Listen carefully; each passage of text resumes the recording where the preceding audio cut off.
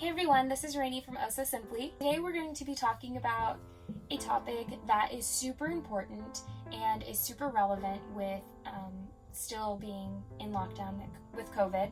So back in April was Child Abuse Awareness Month, and we did an article all about child abuse and how to detect it in the family that you're working with and in children that you see in your life. And so today I'm going to start by talking about signs that a child might be being abused. So this isn't a super fun topic to talk about, but it's super important to talk about, so that's what we're going to be going over today. A few things that you can be aware of that a kid might be doing or you might notice behaviorally is that the child might be withdrawn from friends or their normal daily activities.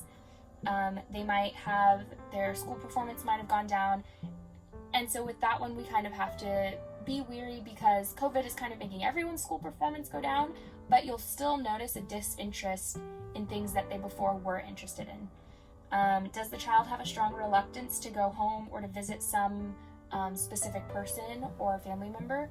A lot of times, sad to say, child abuse is usually from someone that the child knows, someone in their family, and someone that they're close to.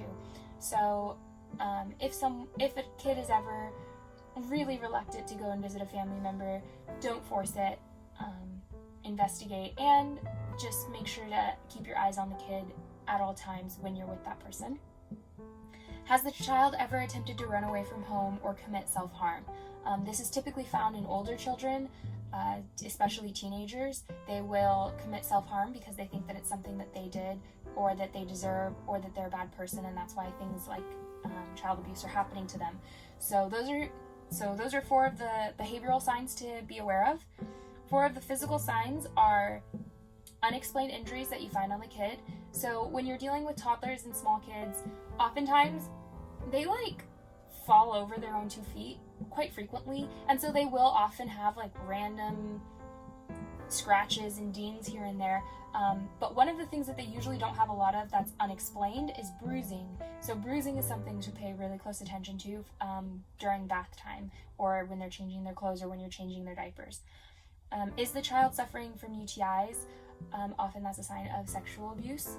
Is there a lack of care for medical problems? I do include naturopaths in doctors because not all parents want or feel comfortable taking their kid to a Western medicine doctor, but they will take them to a naturopath. So if that's their path, then that's fine. But if they're not willing to take them to either, then that's kind of a warning. Does the child have difficulty swallowing or experience pain when swallowing? And that's one of the other physical signs. So those are 4 physical signs to look out for. There are 5 sexual signs. Does the child know more about sex than they should for their age?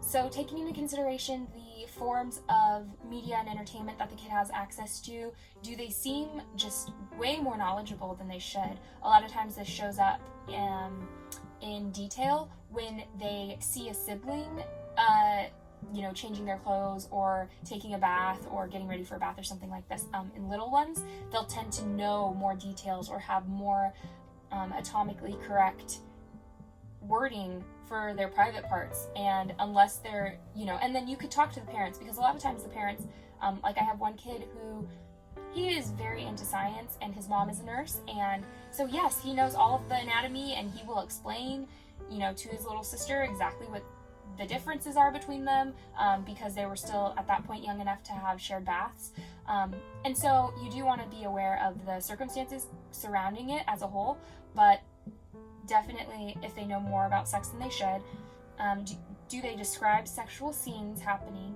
and not just that mommy was fighting with daddy, because I feel like every kid in the world has said that or seen that or something, but in detail. Has the child made inappropriate sexual contact with other children? Being curious about their body is typical in young children, especially when they notice differences. They tend to just kind of be curious. But if they are taking their curiosity to the next level, usually that involves touching or trying to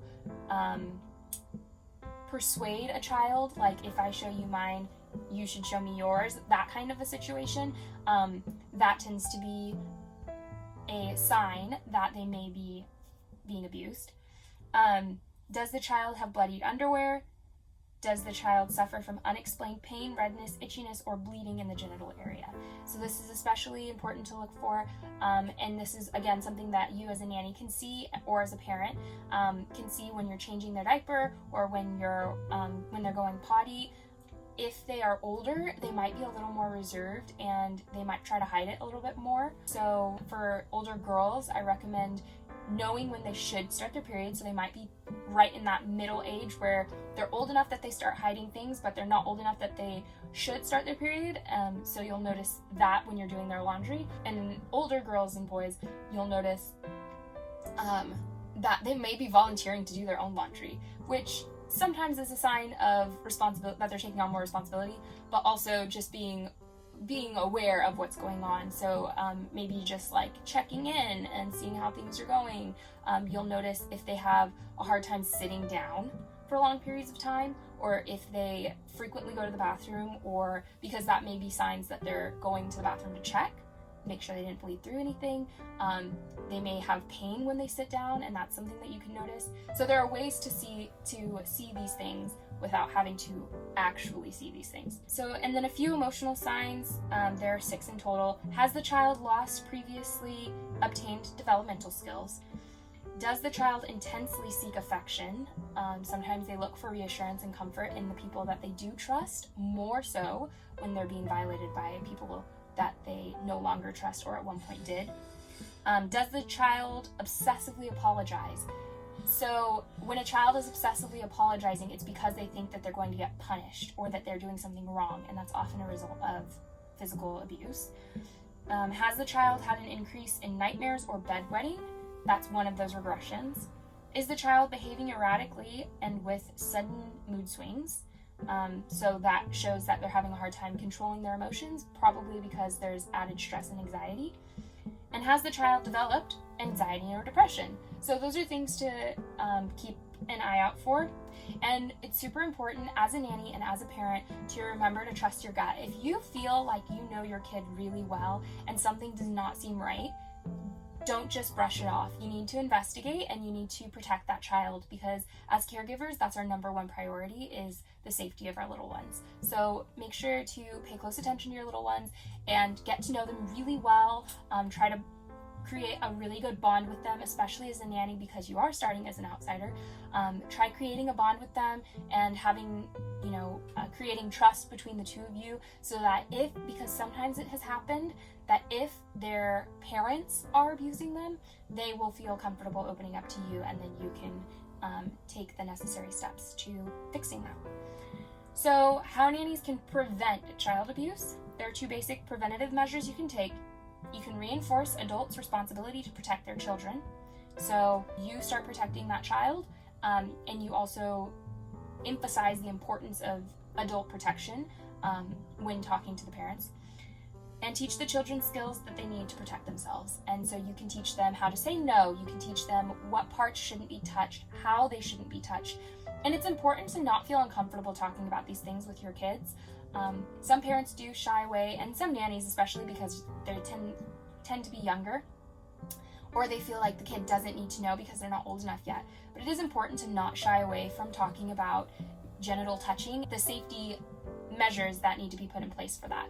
So letting your kids know that it's not okay for someone to touch you there, it's not okay for them to rub you there, it's not okay. Like, going into detail a little bit is important, because the adult that's abusing them, and this also goes for physical abuse, so also telling them things like, you can tell another grown-up that this is happening to you. You can say, ow, that hurts, really loud. You can scream, doing things that'll hopefully deter it from happening. But teaching kids that they need to protect themselves is just as important as actually protecting them, because when you're not there to protect them, they should have at least some ways of protecting themselves.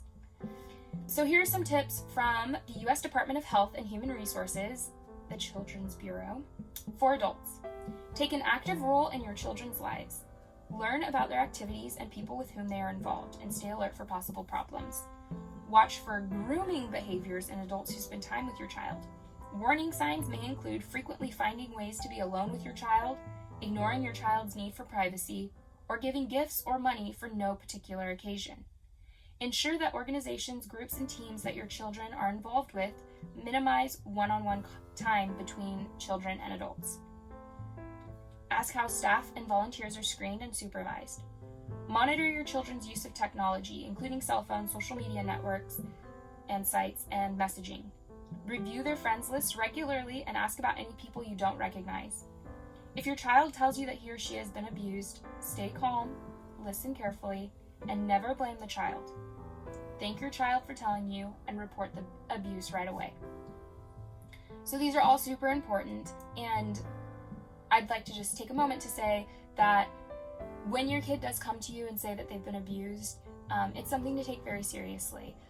I've had in the past kids who have said that, and then after some further investigation, it wasn't true. But that is not what happens most of the time. So you don't want to shrug it off because, once again, taking care of kids is the top priority of any child care provider. In the description, I will leave the telephone number that you can call if you feel that a child you're working with or your own child is being abused, to report that. And just remember to love your little ones and give them all the attention that they need and build that relationship so that if they are ever abused, when they are ready to talk about it, they will come to you. Okay, so that's all for this week, and I hope that you guys have a good weekend and stay safe. Bye.